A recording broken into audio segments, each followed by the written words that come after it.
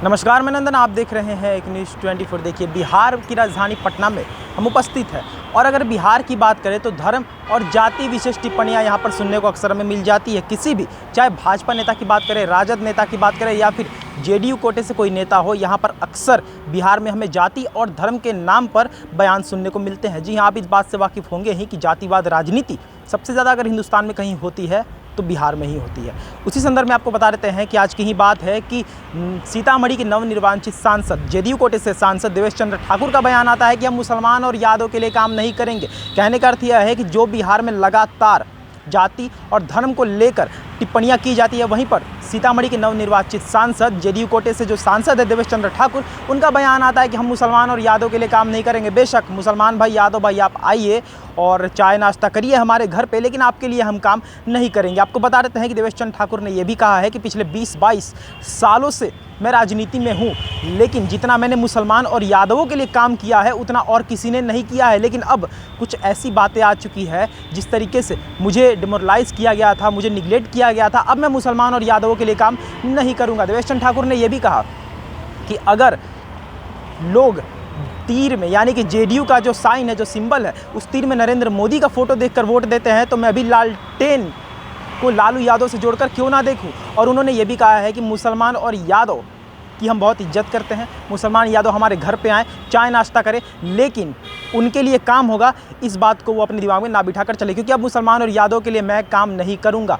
जी हाँ, जिस तरीके से हम जानते हैं कि बिहार में अक्सर धर्म और जाति को लेकर टिप्पणियां की जाती है, बड़े बड़े नेता भी टिप्पणी करते हैं। आपको याद होगा कुछ दिन पहले राजद कोटे से ही शिक्षा मंत्री थे चंद्रशेखर, जब वो शिक्षा मंत्री थे तो उनका बयान आया था रामचरितमानस को लेकर। वही अब्दुल बारी सिद्दीकी भी प्रधान महासचिव है राजद के, उनका भी बयान आया था। उसके बाद तेजस्वी यादव जो नेता प्रतिपक्ष है राजद के, उनका भी बयान आया था। राजद कोटे से तो अक्सर हमें टिप्पणियां सुनने को मिलती है धर्म विशेष पर, और जेडीयू कोटे से भी हमें सुनने को मिली। देवेश चंद्र ठाकुर जी की हम बात कर रहे हैं, जो सीतामढ़ी से नवनिर्वाचित सांसद है, उन्होंने जिस तरीके से मुसलमान और यादव को लेकर टिप्पणियां की हैं, फिर से बिहार का जो राजनीतिक गलियारा है वहाँ से बू आनी शुरू हो गई है। बू इस बात की आनी शुरू हो गई है कि जो मैटर दब के रह जाता है बिहार में जाति विशेष बातों से, धर्म विशेष बातों से, वो फिर से उठना शुरू हो चुका है। और जहाँ तक हम बात समझ सकते हैं कि उन्हीं धर्म, उन्हीं जाति को लेकर देवेश चंद्र ठाकुर ने टिप्पणी की है, बयान दिया है, जिसको लेकर बिहार में अक्सर दंगे फसाद होते आते हैं। आपको पता होगा, जाति गणना की बात करें तो मुसलमान और यादव सबसे ज़्यादा है, और वही मुसलमान यादव सबसे ज़्यादा है जिस पर MY फैक्टर पर राजद और कांग्रेस यानी महागठबंधन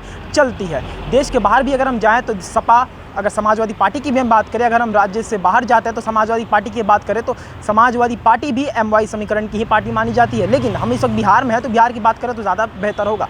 बिहार में हम जानते हैं कि जिस तरीके से मुसलमान और यादव का वर्चस्व रहा है और महागठबंधन को मुसलमान और यादव से जोड़ा जाता है, वही देवेश चंद्र ठाकुर का ये बयान ये भी दर्शाता है कि आप इस वक्त NDA में हैं। जी आप समझिएगा बात को कि देवेश चंद्र ठाकुर का जो बयान था वो ये भी दर्शाता है कि इस समय देवेश चंद्र ठाकुर जेडीयू के कोटे से सांसद हैं, और समझिए कि जेडीयू इस समय NDA में है।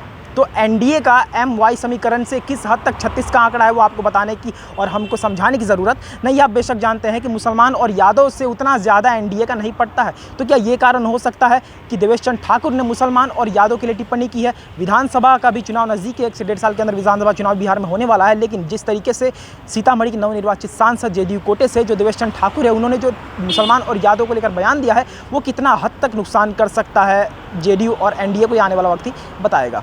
तो ये थी आज की रिपोर्ट। बाकी ऐसे और तमाम खबरों के लिए हमारे साथ बने और देखते हैं न्यूज़ 24। मैं नंदन अपने सहयोगी प्रिंस के साथ। धन्यवाद।